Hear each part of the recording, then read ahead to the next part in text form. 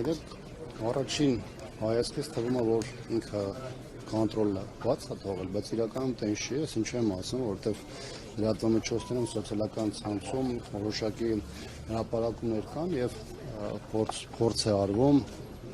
տպավորություն ստեղծել, թե ինքը պարզապես իր կոնտրոլն է կորցրել, բայց իրականում տեն չի, իրականում համակարգված աշխատանք է տարվում,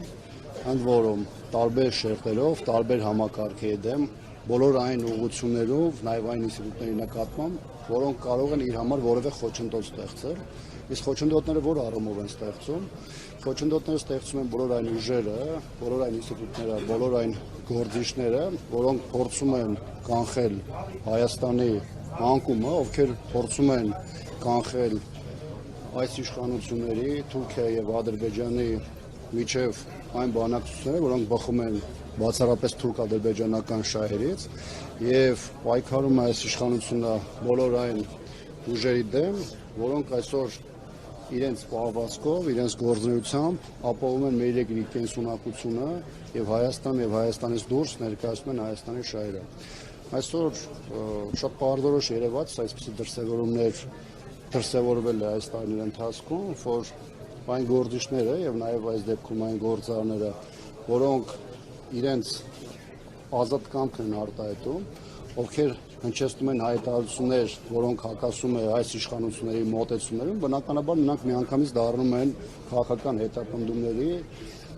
այսպես ասեմ, օբյեկտներ կամ թիրախներ։ Հիմա դա դրսևորում է իր պաշտպանների, դա դրսևորում է քաղաքական գործիչների, դա դրսևորում է պարզապես ակտիվ քաղաքացիների, այս դեպքում արտահայտվել է նաև գործարարի նկատմամբ, ով երկար տարիներ եւ երկրի ներսում եւ երկրի դրսում եւ դրսում ներկայացրել է Հայաստանը իր բոլոր հնարավորությունները հեղինակությունը դրել է հանուն Հայաստանի Հանրապետության։ Այսօր այստեղ ինչ ուղերձով եք հասկանալի է, որ եկել եք հաջողություն Սամվել Կարապետյանի, բայց նաև ինչ ուղերձով եք այստեղ, որ լինելու եք